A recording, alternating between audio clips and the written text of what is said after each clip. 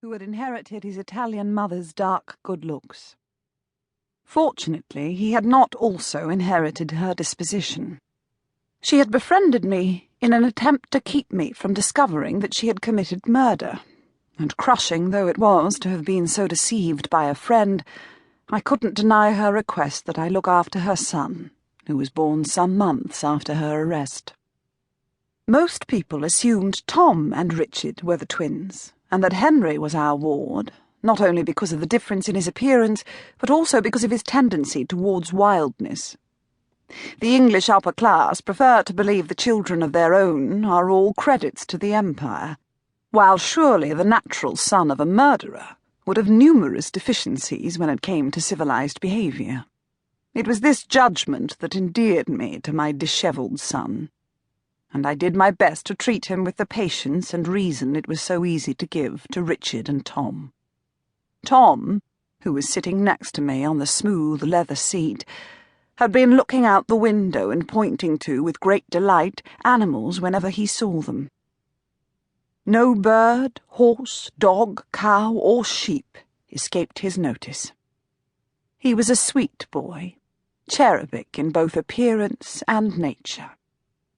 My husband, Colin Hargreaves, tightened his grip on Henry and Richard as the carriage turned into the long drive that led to Darnley House, seat of the Earl Bromley, my father. The Earl didn't manage the household, nor did he organise holiday plans.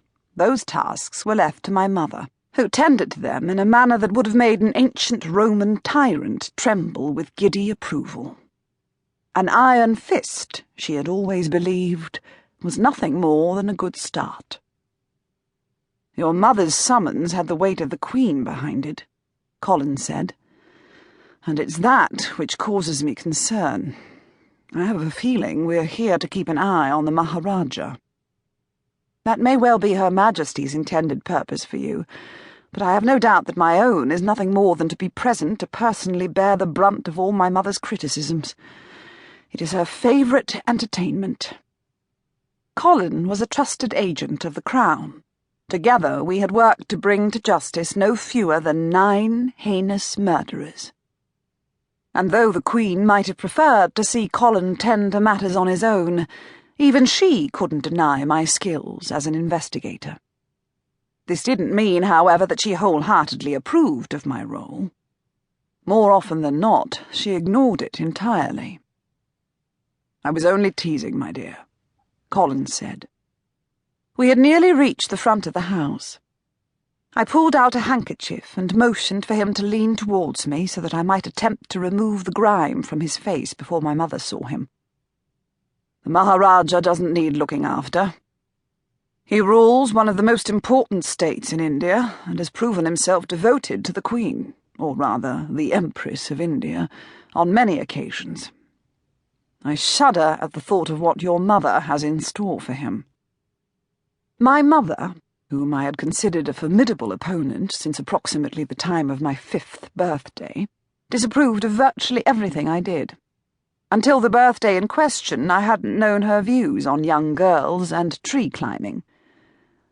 Her opinion on the topic, once made clear, destroyed my admittedly juvenile last hope that we might agree on something. Now we saw each other as infrequently as possible. The carriage slowed and stopped.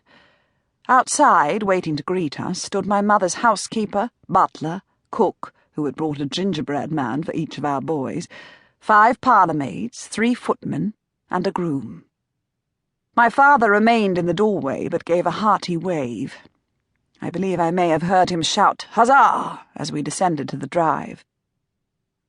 My mother, who seemed not quite ready to commit to stepping out in the snow, hovered behind him, coming forward only when she saw that I didn't, as she would have preferred, curtly greet the staff and go to her. Instead, I went directly to the groom, who had taught me to ride when I was a tiny girl, and embraced him, before saying hello to the rest of the poor servants standing in the cold. Soon enough, we were inside the great hall of Darnley House, beneath the disapproving stares of my ancestors, whose portraits lined the walls. "I do wish you had managed to arrive early."